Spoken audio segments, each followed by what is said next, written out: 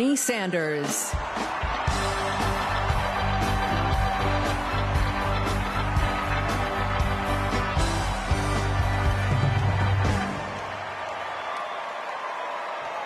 Thank you. Thank you. My fellow Americans, it is an honor. It is an honor to be with you tonight because we're laying the groundwork for Kamala Harris to become our next president. And let me tell you why that is so important. I want you all to remember where we were 3.5 years ago. We were in the midst of the worst public health crisis in 100 years and the worst economic downturn since the Great Depression. 3,000 Americans were dying every day, and our hospitals were overwhelmed with COVID patients. All across the country, businesses were shutting down. Unemployment was soaring. Workers were losing their health insurance. Schools were closing. State and city budgets were running out of money. People were being evicted from their homes. Children in America were going hungry. That was the reality the Biden-Harris administration faced as they entered the Oval Office. A nation suffering, a nation frightened, and people looking to their government for support.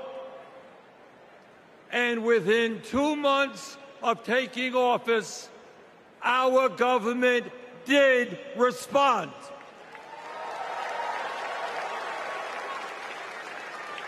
We passed the American Rescue Plan, which provided $1,400 for every man, woman, and child in the working class. We extended and expanded benefits for the unemployed. We provided emergency assistance for small businesses to stay open. We guaranteed health care coverage to tens of millions of Americans through one of the largest expansions of Medicaid in history. We provided rent relief and mortgage assistance, which prevented tenants and homeowners from being evicted. We established emergency food programs for hungry children and the elderly, and protected the pensions of millions of union workers and retirees from being slashed by up to 65%. Oh, and by the way, we cut childhood poverty by over 40% through an expanded child tax credit. Thank you, President Biden. Thank you, Vice President Harris. Thank you, Democratic Congress.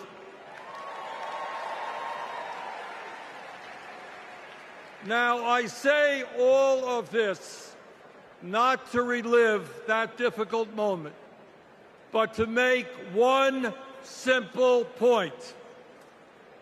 When the political will is there, government can effectively deliver for the people of our country. And now we need to summon that will again, because too many of our fellow Americans are struggling every day to just get by, to put food on the table, to pay the rent, and to get the health care they need. Brothers and sisters, bottom line, we need an economy that works for all of us, not just the billionaire class.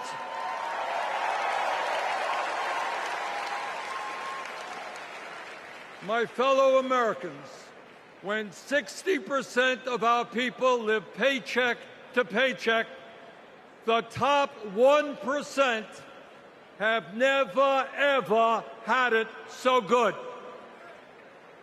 And these oligarchs tell us we shouldn't tax the rich. The oligarchs tell us we shouldn't take on price gouging. We shouldn't expand Medicare to cover dental, hearing, and vision. And we shouldn't increase Social Security benefits for struggling seniors. Well, I've got some bad news for them.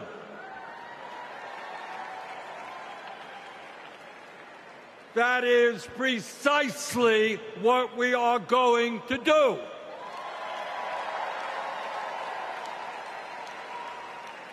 And we're going to win this struggle because this is precisely what the American people want from their government.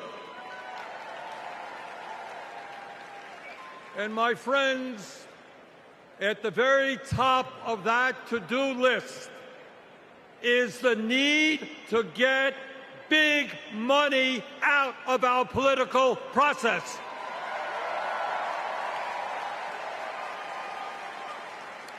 Billionaires in both parties should not be able to buy elections, including primary elections.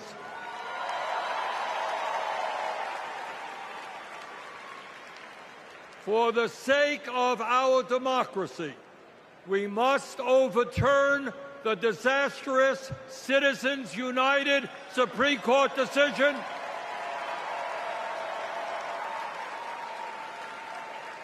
and move toward public funding of elections. And let me tell you what else we must do. We need to join the rest of the industrialized world and guarantee health care to all people as a human right, not a privilege. We need to raise the minimum wage to a living wage. We need to pass the PRO Act so that workers can organize in unions and gain the decent pay and benefits they deserve. We need to strengthen public education, raise teachers' salaries, and make sure that every American, regardless of income, receives the higher education he or she needs. We need to take on Big Pharma and cut our prescription drug costs in half so that we no longer pay any more than other countries. Joe and Kamala made sure that no senior in America pays over $35 a month for insulin. We need to make sure that reality is true for every American. I look forward to working with Kamala and Tim to pass this agenda. And let us be very clear. This is not a radical agenda. But let me tell you, what a radical agenda is, and that is Trump's Project 2025. At a time of massive income and wealth inequality, giving more tax breaks to billionaires is radical. Putting forth budgets to cut Social Security, Medicare, and Medicaid is radical. Letting polluters destroy our planet is radical. And my friends, we won't let that happen.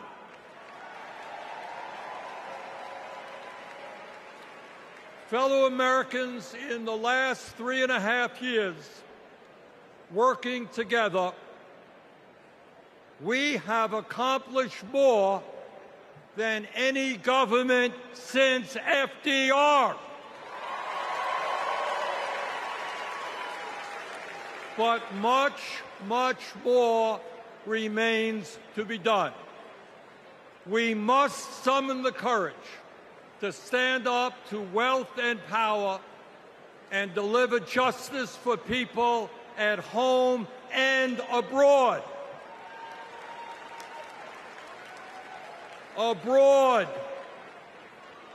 we must end this horrific war in Gaza.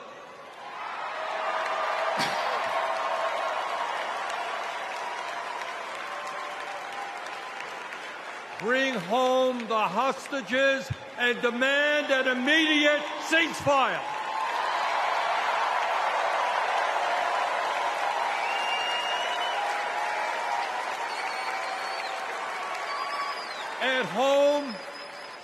At home right here, we must take on big pharma, big oil, big ag, big tech, and all the other corporate monopolists whose greed is denying progress for working people.